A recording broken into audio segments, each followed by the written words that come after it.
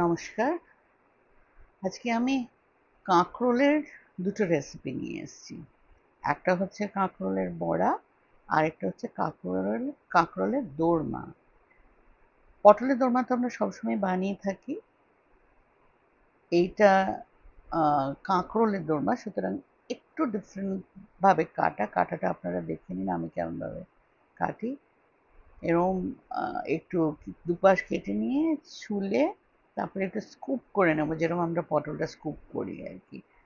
খালি ডিফারেন্সটা হচ্ছে পটলের দুটো দিক আমরা ফুটো রাখি না, এটা একটু ভালো থাকবে আর কি। এখানে আছে পটলের ভেতরেরটা, এর সাথে আমি মেশাবো ডাল শুকনো, রাত্রে ডাল ছিল ওটা শুকিয়ে নিয়ে ওটা, আর পনির দিলাম আর নারকেল। এবার এইটার সাথে আমি একটু আদা কুচি আর লঙ্কা কুচি, নুন আর একটু মিষ্টি, ব্যাস। এছাড়া আর কিছু দেওয়ার দরকার নেই। এটাকে এবার ভালো করে একটু মেখে নিতে হবে। ভালো করে মেখে নিয়ে তারপরে ওই কাঁকরোলগুলোর মধ্যে ভরতে হবে।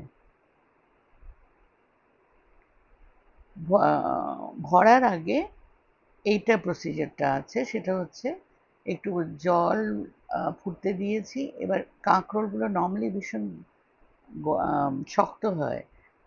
অনেকে পছন্দ করে না, আমার ফ্যামিলিতে একদম পছন্দ করে না শক্ত থাকলে। সেই জন্য আমি সবসময় কাঁকরোলটা বড়া করতে গেলেও দোরমা করতে গেলেও একটু নরম ভাপিয়ে নিই, যাতে একটু নরম হয়ে যায়। খুব নরম করার দরকার নেই, একটু এই ভালো করে ফুটে এই একটা নাইফ পোক করে দেখে নেবেন যে ভালো করে স্মুথলি ঢুকে যাচ্ছে কিনা, ব্যাস তাতেই হবে। এবার বের করে এই জলটা আপনারা সাবধানে রাখবেন, কারণ আপনারা যখন গ্রেভিটা বানাবো তখন ওইটা আমার দরকার হবে। এভাবে ঠেসে ঠেসে দুদিক দিয়ে ভালো করে পুরগুলো ভরে এই ভেতরের যে অংশটা আছে এটা রেখে দেবেন, এটা আমি গ্রেভিতে আমরা ইউজ করব। তারপরে এরকম ভাবে স্লাইস করে রিংসে কেটে নেব।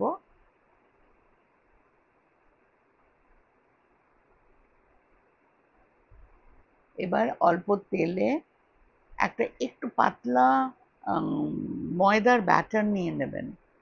নিয়ে এই বড়াগুলো যখন ছাড়বেন, বড়া মানে এটা হচ্ছে দোরমার, কাঁকরোলের দোরমার যেগুলো যেগুলো ইয়েতে দেবো ঝোলে, সেগুলো একটু দু সাইড একটু ডিপ করে নেবেন, যাতে ওই ভেতরের পুরটা বেরিয়ে না আসে। খুব অল্প, খুব পাতলা একটা লেয়ার দিতে হয়, আর খেতে খুব সুন্দর হয়, কিন্তু সফটও হয়।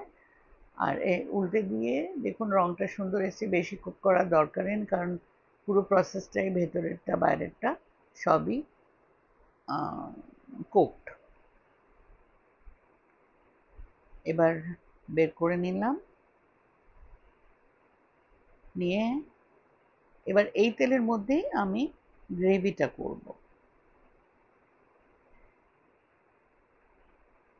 একটু তেজপাতা, জিরে, কাঁচা লঙ্কা ফোড়ন দিয়ে টমেটোটা দিয়ে দিলাম। ওর মধ্যে একটু যেরকম আমরা মশলা দিয়ে থাকি, এটা হচ্ছে আদা জিরে বাটা, আর একটু লঙ্কা আর হলুদ গুঁড়ো, এটা দিয়ে ভালো করে একটু নাড়াতে হবে। একটু নুন, একটু মিষ্টি দেবেন। আর এই সময় আপনি পুরটা দিয়ে দেবেন। পুরটা দিয়ে একটু ভালো করে নাড়তে হবে যতক্ষণ একটু ভাজা ভাজা না হয়ে যাচ্ছে, একটু তেল বেরোবে। তেল বেরোবার যখন ওরকম স্টেজে আমি একটু দই অ্যাড করে দিই, মানে হাঙ্কার্ড আর কি, একটু জল জল না, একটু দই অল্প অ্যাড করে, এটাতে একটা ডিস্টিংক্ট ফ্লেভারটা একটু চেঞ্জ হয়ে যায়। ভালো করে কাঁচা লঙ্কাটা তো আপনারা দেবেনই, এবার এই জলটা দিয়ে দিলাম। অতটা জল কিন্তু লাগেনি, অল্পই জল লেগেছে, কারণ এটা মাখা মাখা হয়। তারপরে এটা ফুটতে থাকলে আমি বাটা গরম মশলা, যেটা আমরা লবঙ্গ, দারচিনি, এলাচি দিয়ে বেটে রাখি, সেই ইয়েটা দিলাম, দিয়ে এই কাঁকরোলগুলো ছেড়ে দিলাম। বেশিক্ষণ কুক করার দরকার নেই, একটুক্ষণ জাস্ট যাতে ভেতরে রসটা ঢুকে যায় সেই অবধি করে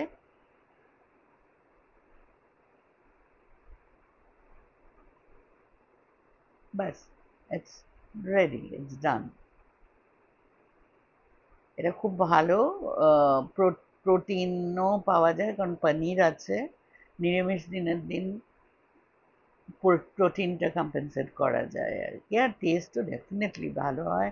রুটি, পরোটা, ডাল, কি বলে, পোলাও, এসব দিয়ে ইজিলি খাওয়া যায়, ভাত দিয়ে তো বটেই।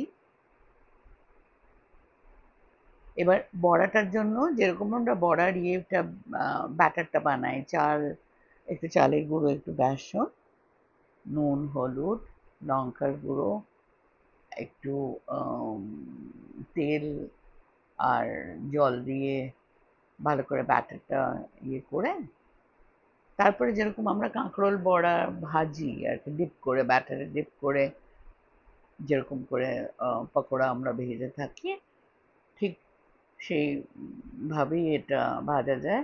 আর এটাতে কাঁকরোলটা শক্ত পাবেন না, একদম বেশ সফট। আর ভেতরের পুরটাও একটু নরম হয়, পনির টনির দিয়ে, ইটস ভেরি টেস্টি। এই পুরটা আপনারা ইয়েও করতে পারেন, নন ভেজও করতে পারেন, মাছ দিয়ে, চিকেন দিয়ে, কিমা আর কি,